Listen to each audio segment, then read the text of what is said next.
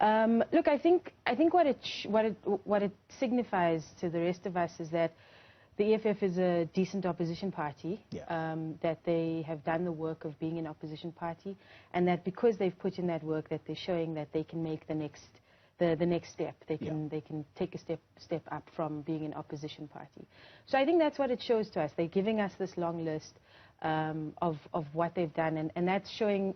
It also reflects their previous election manifesto and what they've done from then. So I think it's an important. I mean, it's an interesting thing. It's long. And I think it's hard for, I mean, their whole manifesto comes up on my phone. It's like 570 pages or something. Yeah. So it's hard for voters to sort of digest that kind of, that length of detail. But I think it's, the bottom line is what it's telling voters. You know, this is our track record as an opposition party, and we fare well. And I mean, I think we've seen, you know, with the coalitions and all of that, and the ANC being pushed to being an opposition party, and other parties being in opposition, that being an opposition party in local government is difficult. Yeah. It's not easy. It's not easy to manage, and I think that's what they're kind of trying to get at. You know, I'm so eager to get into this discussion. I even missed this show's opening statement, and I usually do that when I start this particular segment. And basically the question here, and I'm still going to stay with you for a little bit, Tasneem, is, in your view, therefore, based on what you've heard today, is the EFF ready to govern? Well, I think the EFF's ready to govern if voters are ready for it to govern. And, that's a very safe answer. It's a safe. I have a bit more to say about it. I won't leave it there. Look, I think that we haven't seen the EFF govern, and I think for those of us who are interested in looking at and understanding politics, it's going to be wonderful when we get to see what the EFF does as a governing party. Or governing party in a particular municipality, local government, because that's the elections that we're at the moment. And the real thing is whether they'll be able to breach the ward councillor election, whether they'll be able to get more of those ward seats. Yeah.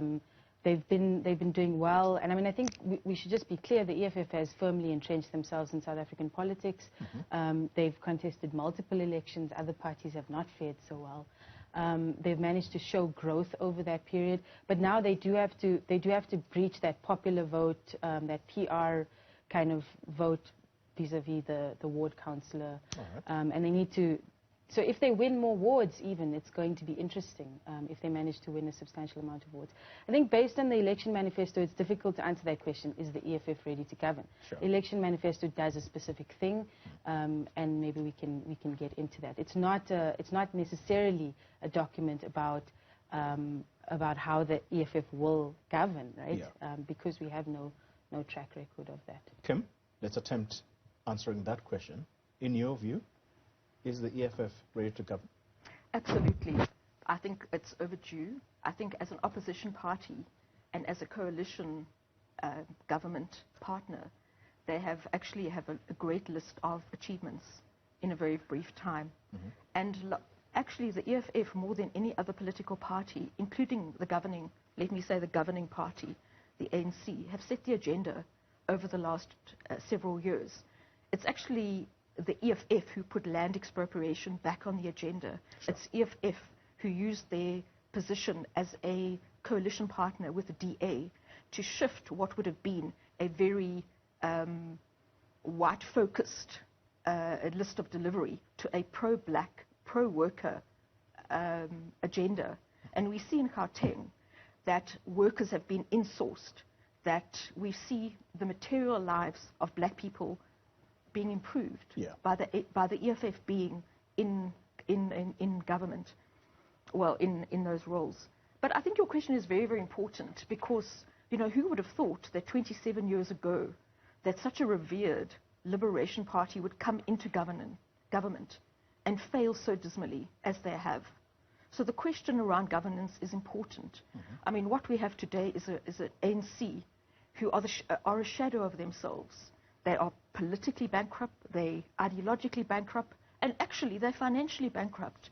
And as I was waiting for you, I see Paul Mashatile, the ANC Treasurer General, the audacity to be on our TV screens today when his own workers are not being paid. So just in conclusion, and I mean, I'm sure we are going to have a very robust discussion now, but to say that, you know, let us celebrate the birthday of a great revolutionary people's leader today, who was not defined by the media, but by the people herself, Winnie Mandela. And it's not by accident that the EFF chose today to launch their manifesto. And the spirit of Winnie Mandela, I think, is infused in the youth of the EFF. And that is wonderful.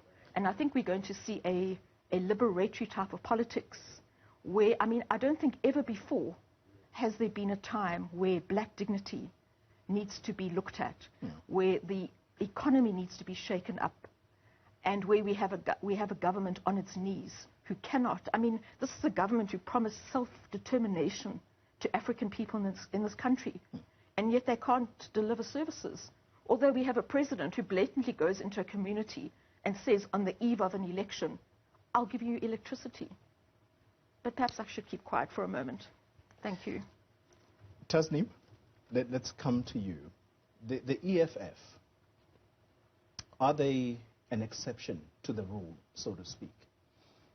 And the reason I ask that question is that we have seen so many splinters from the ANC, and COPE came close just in terms of the amount of votes that they amassed. But after that, it was a spiral. Coincidentally, I just spoke to one of their leaders now, and you can tell that the party is struggling to survive. Yet the EFF has managed to go from strength to strength. Are they an exception to the rule? Yeah, absolutely, they are. I mean, we've seen a number of parties that have broken away from the ANC, and I mean, the EFF is one of those parties, right? If you trace its kind of history from the Youth League and the kind of politics that initially shaped that journey to becoming a political party, definitely comes from within that fold. So I think if you're looking at it in that broad sense of parties that have broken away from the ANC, and even parties that haven't, that have just started up fresh, you know, they've not fared well. Those that have attempted, and it's been different reasons for each of those parties, right? And the EFF has managed to transcend that. Certainly after the first election, I have a number of sort of thoughts about why they have managed to do that. I mean, I think the kind of model that they used at the start, which was really taking along ground level activists who would have been with the ANC Youth League, and some new that were recruited at that time, into the EFF, gave them a support base, and I think that was really useful for the EFF to grow from. Yeah. So I think that's a lesson maybe in you know, in elite politics and how that relates to what happens, you know, really in everyday South Africa. Yeah. So I think there's definitely a lesson there. In the EFF, there's two things that we should consider here, electorally and, you know, in a broader political sense. And I think if you're looking at it just electorally, they've done okay.